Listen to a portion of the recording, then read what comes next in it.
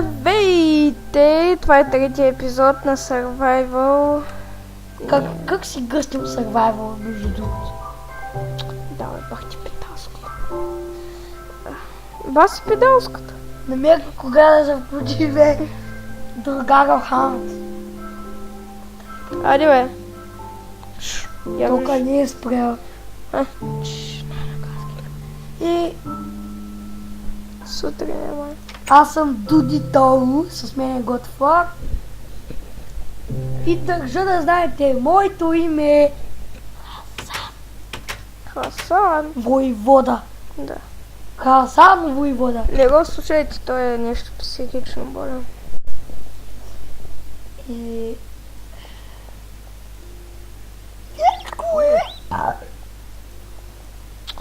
Майката ти е бълташ.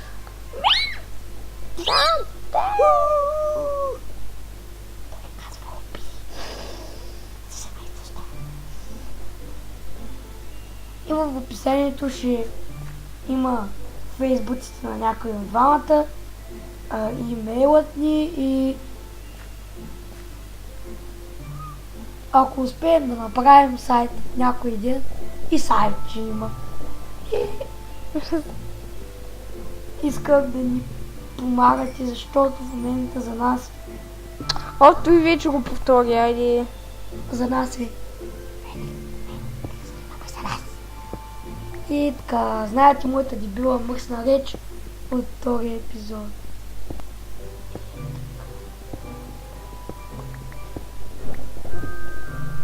О, метал, дами и господа, вижте го, вижте го. Много хора бъркат метала с голда. Това са като хората новаци. Ние с Готфлаг сме се учили. Аз съм учил Готфлаг на най-важните неща. Айде се трябва да се включиш. Дай си по пъти. Ай, говори си. И той не всичко е учил от мен, само най-важните неща. И ние играем Майнкрафт колко е? Почти 2 години. Да, 2 години. Да, на 19 януари, дена на за нас де. 19 януари. Красив ден. И така, продължавам.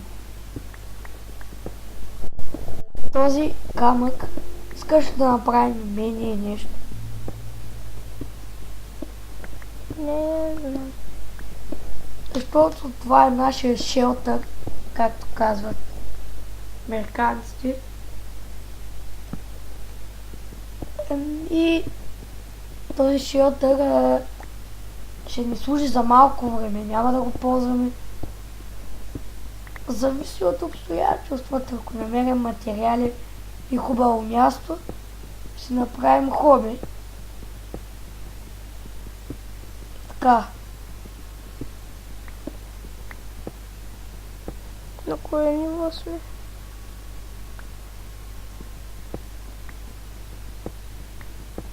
Майнкрафт.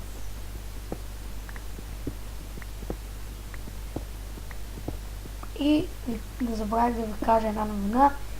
Един приятел към нашата поредица, приятел на Даниил Петров, Шак да пак, Шайте пак да правя. Така звук.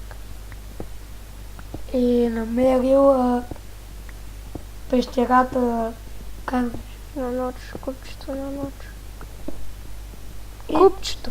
и там те са видели Херобрайн. Ако не знаете кое е купчето на нощ е стени от диаманти, нали, плот от диаманти, обаче, как да ви го кажа, много малко пространство, обаче доста диаманти. И там имаше един червен торч, аз си го спомням, ама забравих да го снимам. И, нали, ние ги обрахме диамантите, обаче не погледнахме табелката. И когато имаше и червен торч, това, нали, малко ни достраша, защото червени токчове ги слага Херобрайн. да, Херобрайн. Ако не знаете кой е Херобрайн, имаме време, ще ви го обясняваме. Да, и когато прочетохме табелката, на нея пише, нали, на английски, бели очи в тъмнината. И нас ни дощърша и всичко щупихме, нали? И се тръгнахме, обаче после като се обърнахме и видяхме бели очи в тъмнината.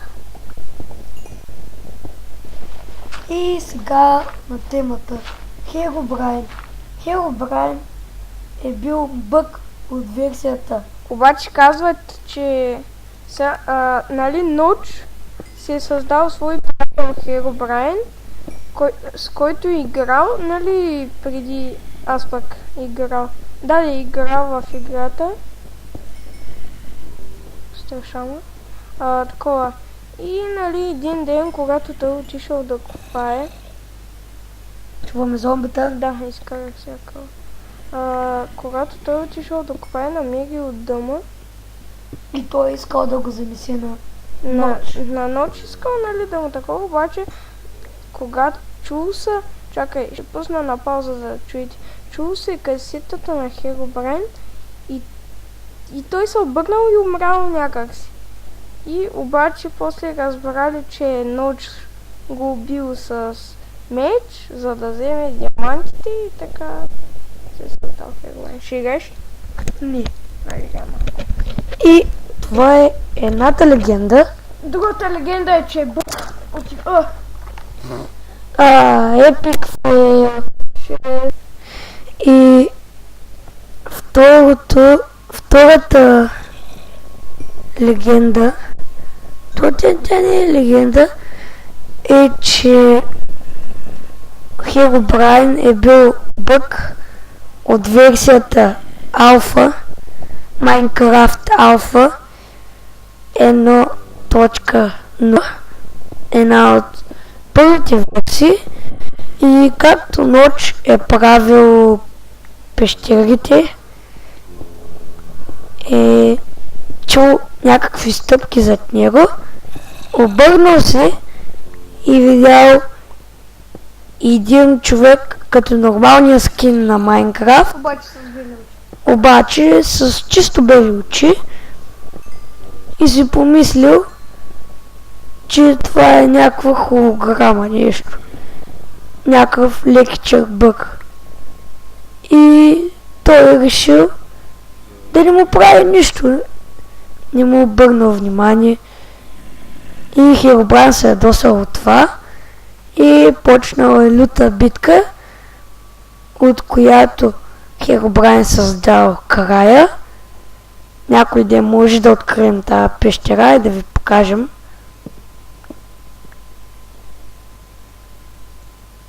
По-точно как е. И станала люта битка и Херобрайн пуснал лава из целия свят на Ноч,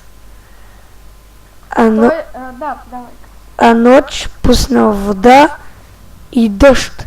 И от това се образувал Бедрога, който е най-здравия камък и не може да го струшиш с нищо.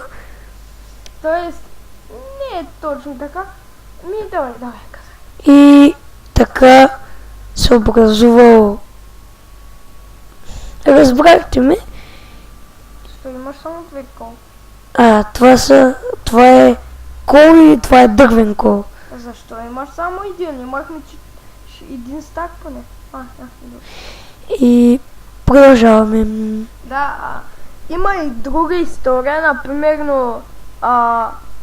как Херобрайн избила много хора и Ноч, нали, когато го видял, отишъл при него и се бил. Обаче видял нещо странно в туманяйта му, появило се ново блокче. И той Херобрайн го затрупал с това блокче, което се казва, нали, Bedrock, най-вероятно камък. И докато нали, той Ноч искал да играе само в един свят, нали, не в други, не искал да се прави други. След това, че